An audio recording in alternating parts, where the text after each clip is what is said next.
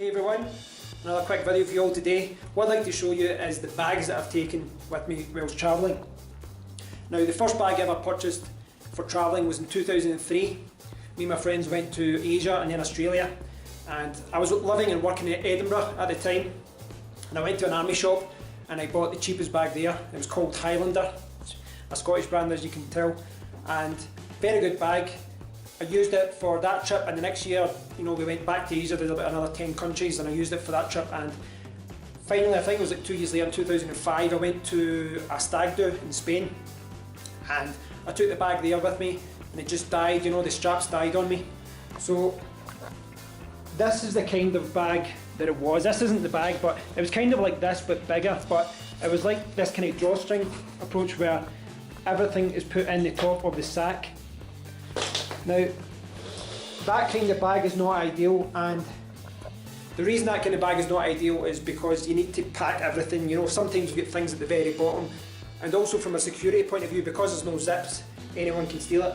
So when I went to travelling in 2006, we went to New Zealand and Asia and Japan and whatnot, and this is the bag I purchased. So I've had this bag since 2006, so that's about 9 years now. It's a little bit dirty, but it's done me well. Now the bag I used travelling South America 2 years ago was a North Face bag. Now that was just like a duffel bag, and I went. It was only 42 litre bag, 42 litres in the bag, and I didn't have anything with me. I didn't have any additional bags. So eventually I purchased another bag in Peru when I was travelling, but that's all I had with me, this tiny bag, and it was probably a mistake, to be honest. It was great travelling with such a light bag, but I didn't have enough things with me. There was times going through the Andes when it was freezing, absolutely freezing, and I had a jumper like this, just a tracksuit top, and I didn't have any jackets, I didn't have any warm clothes. So in hindsight, I probably should have taken a bigger backpack. Now that bag was only 42 litres, but as you can see here, this bag is 70 to 90 litres. Now, just to show you, like I talked about, the other one was a drawstring. Try and do all this one-handed. I talked about this being in a drawstring. As you can see, this one uses a zip. Now it's got a zip here, and it's got a zip at the bottom as well. This is what I use to shave my head. Do that about every week or two. Now this is much more secure because of this zip, because it means that you can padlock it up. I've taken all the clothes out of the bag, but it's just kind of random technology items I've got left in it. That's a hard drive to keep backups, sunglasses, PSP Go for gaming, my microphone, and this connects to the very bottom of the drawstring, so you need to have both parts padlocked if you want it to be secure. Now you can see it, like there's a zip going round here, this part here.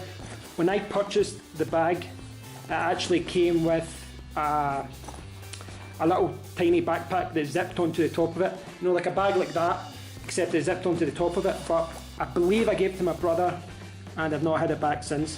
But it wasn't a great bag anyway, so it's not a big loss. Now in here you'll see this is a strap, you can carry it over your shoulder, you can attach to it. And the other thing is here. Now I talked about the brand Highlander being my first bag, and you should see here, yeah, that's the brand name there. Now I purchased this when I purchased that Highlander bag, so this is about 12 years old now, this. And essentially it's a big, massive black bin bag, a big black condom, essentially. So what you do is when you get to the airport, you put your backpack in this, and what that means is when your bag is going through the airport, all the straps are not going to get pulled on machines and things like that, and they're not going to get yanked away by baggage handlers. And that's one of the big problems with backpacks, is that when you go to the airports, people will just throw your bags about, and these things get caught in everything. So whenever I'm flying, I always put it in that bag over there. Now, I said there it's 70 to 90 litres. Now, the reason it's 70 to 90 litres, if you look around here, there's another zip. So this bag, 70 litres just now, but it can extend up like that. And that's quite good. Now, it makes the bag a bit more versatile. But there has been times where it's been a bit of a pain, because what happens is you end up buying more things than you need and then your bag's too heavy. Now, another great thing about this is it's got fantastic back support. You can see at the back. Really strong straps. Really strong straps. I mean, you get what you pay for. The bag, the Highlander bag that was similar to that bag was £25. This one was about 160, 170. And I mean, the fact it's lasted this long, you can tell it's a fantastic bag. Now, one of the cool things about it is in here, the straps actually fold up, and then they can get in there, so you can hide all the straps underneath this, and then use the shoulder strap, and it's not even a backpack anymore, you know. So yeah, this bag's about 9 years old. Although it's a little dirty, it's still in fantastic condition. All the zips are fine, all the straps are fine. And the only real thing about it, I suppose, is that I've missed the bag at the front, but can't complain. The bag has done fantastic. And as I say, 2 years ago when I travelled South America, I was using the North Face travel bag, a fantastic bag as well. Folds up, it's very portable, and I'll use that bag for the next 10, 20 years as well. But for this trip, I needed more than 42 litres. Even with that, I mean, I didn't have enough things with me. It's one reason why when you watch my videos, I've only got like 6 or 7 t-shirts with me and a couple of shirts, so after a while you're going to see me wearing the same clothes. I've got this and one other jumper, There's only so many things you can bring with me.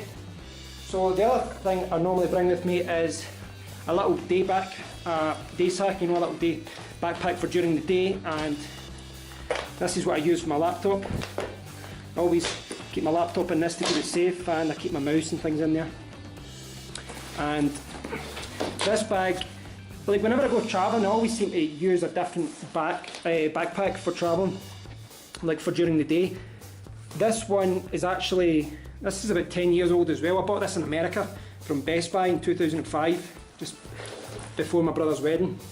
Now the great thing about this bag is it's a laptop bag, so it's got lots of different compartments.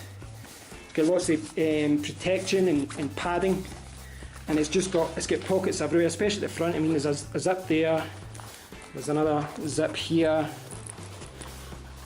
there's a zip here, another pocket, and if you look in here, there's another zip in there. And so there's kind of like 3 main compartments at the front, and then there's like 4 or 5, and then there's like little side pockets. So this is it's one of the best backpacks I've got. I mean, it still lasts. But as far as backpacks like that, I've probably got about 4 or 5 of them in the house, different kinds.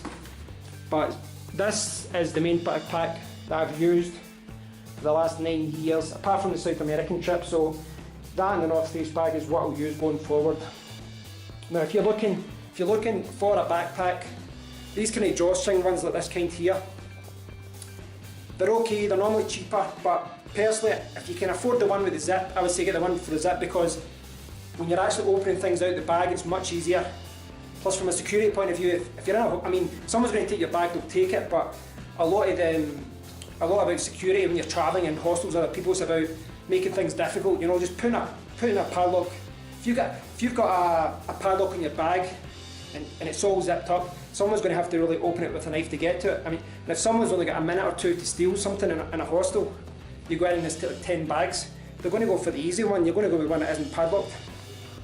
So if you're going travelling, you might want to spend extra money and get a good one like that rather than a cheaper one like that. But it depends what you're looking for. I mean, these bags can break as well. Maybe I've just been a bit lucky. So I hope you've enjoyed the look at the video. If you have any questions about buying bags for travelling or whatnot, leave a comment below. I'll do my best to answer them. And as always, if you enjoyed the video, please like or subscribe.